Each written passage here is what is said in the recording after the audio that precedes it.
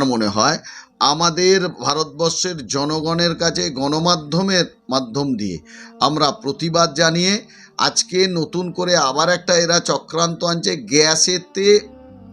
Gas কানেকশানের সাথে biometric করতে হবে এবং যার নামে গ্যাস তার মুখের ছবি নেবে। তো আজকে বলুন, আপনি কর্মসংস্থানে ব্যস্ত থাকেন, আপনি বাড়িতে থাকবেন না, আপনার বাড়িতে রান্না করতে করতে গ্যাসটা শেষ হয়েছে, গ্যাসটা নিতে গেলে আপনাকে কাজ ছেড়ে এসে আপনাকে মুখের ছবি দিতে হবে, আর নাহলে আপনার পরিবারের লোক গ্যাস পাবে না, রান্না করতে পারবে না। তো এই পাগল সরকার সব জায়গায় লাইনে লাগিয়ে দিচ্ছে আমাদের। এই কারণে আমরা বলছি 100 দিনের টাকার অধিকার আমরা পাচ্ছি না। আবাসন যোজনায় যেটা ফান্ড মানে ফেডারেল স্ট্রাকচারে বলা হয়েছে যে 40% টাকা আমরা রাজ্য দেবো, 60% কেন্দ্র দেবে। আমাদের রাজ্যের টাকা নিয়ে আমরা বসে আছি, কেন্দ্রের 60% না পাওয়ার জন্য গরিব মানুষের ঘর আমরা করে দিতে পারছি না। তার জন্যই আমরা এই প্রতিবাদ আন্দোলন করছি।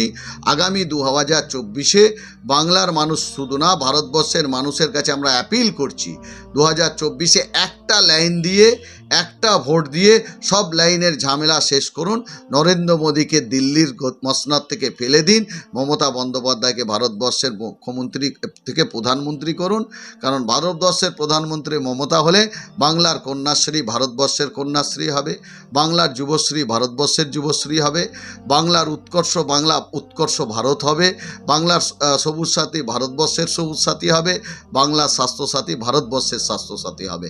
বাংলার মানুষ আজকে আমাকে অনেক বিহার, উত্তরপ্রদেশ, আমার ঝাড়খণ্ডে অনেক জানাশোনা বন্ধুবান্ধব আছে, অনেক পরিবার আছে। একটা সময় আমার বাবার অনেক ভাড়া বাড়ি ছিল, প্রায় 30-35টা পরিবার থাকতো, তারা আজকে আমাদের আত্মীয়র মতো হয়েছে। তারা আমাদের ফোন করে বলে যে हमारा एक तो आधार कार्ड बंगाल में नहीं बन जाए। हमने क्यों? बोले अगर बंगाल में हमारा आधार कार्ड बने तो हमारा स्वास्थ्य साथी बन जाएगा, तो नारायणा जैसा हॉस्पिटल में ट्रीटमेंट होगा।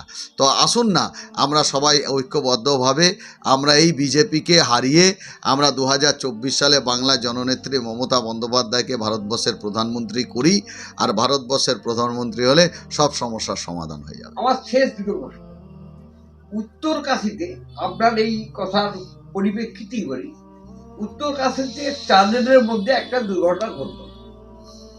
তো সেখান থেকে যে শ্রমিকরা আটকে পড়েছিল একজন, তাদের মধ্যে সবাইকে উদ্ধার করে নিয়ে আসা গেছে।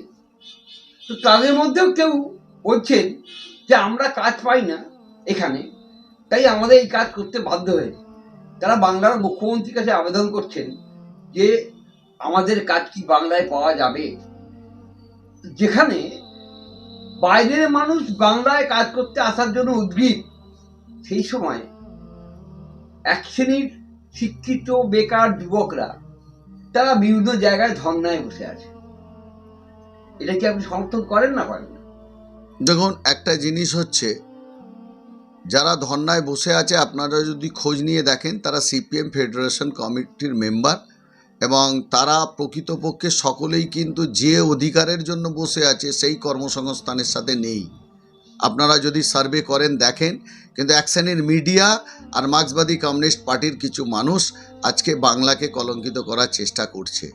আর একটা জিনিস হচ্ছে, আমাদের এখানে কর্মসংস্থানের ব্যবস্থা ভালো বলেই আজকে ভিন রাজ্য থেকে আমাদের রাজ্যে আসতে চাইছে, কাজ করতে চাইছে। এখানে এই দুটো প্রশ্নে অনেক কিছু আপনি তুলে ধরলেন।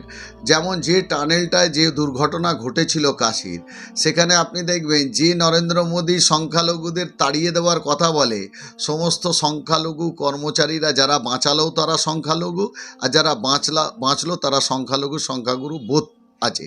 তাহলে আজকে নরেন্দ্র মোদীকে ভাবা দরকার যে এই ভারতবর্ষে কিন্তু ধর্মের নামে বিভাজন করলে ভারতবর্ষ রাখা যাবে না। শুধু ইন্ডিয়াকে পরিবর্তন করে ভারত বলবো, অথচ ভারতের কালচার কৃষ্টিটাকে ছেড়ে দেবো, এতে কালে ভারত গড়া যাবে না।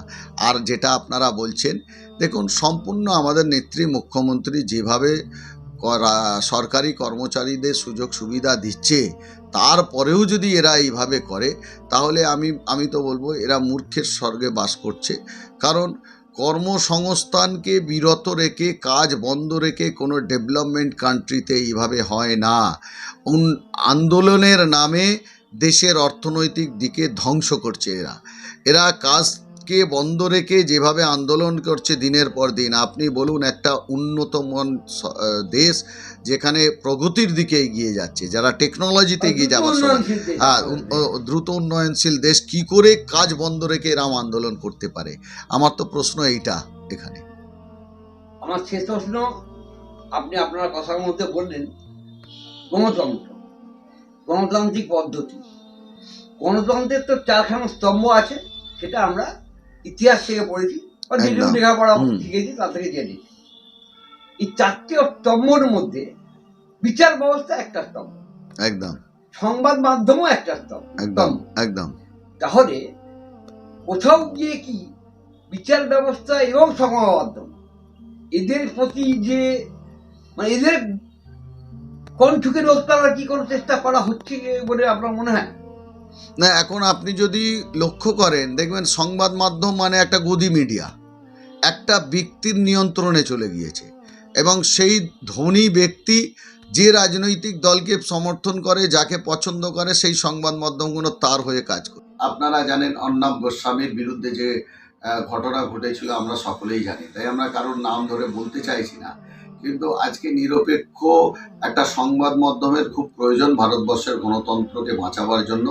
কেন, যেমন গণতন্ত্রের স্তম্ভ একটা জুডিশিয়াল সিস্টেম, আপনারা দেখবেন কিছু কিছু কোর্টেরও কিছু রায় এমন আছে প্রভাবিত হয়েছে। আজকে বলুন একটা জাজ সে প্রকাশ্য আজকে সংবাদ মাধ্যমে এসে বলছে, এগুলোতে তো একটু সন্দেহ তো মানুষের মনে জাগে।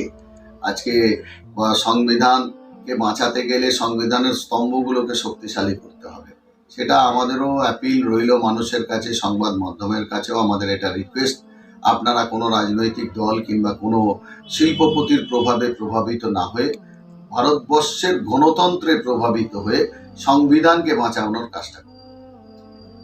ধন্যবাদ, অনেকক্ষণ আপনার সময় নষ্ট হলো।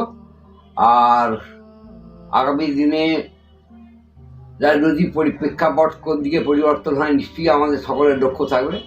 তো আমি আপনার নামটা জানতে চাইছি। আর আমার নাম শেখ গুলাম মুরসালিন, আমাকে হাওড়া জেলার মানুষ শেখ শিমুল নামে চেনে, এবং আমি হাওড়া জেলার সদর তৃণমূল সংখ্যালঘু সেলের লিডার। ধন্যবাদ।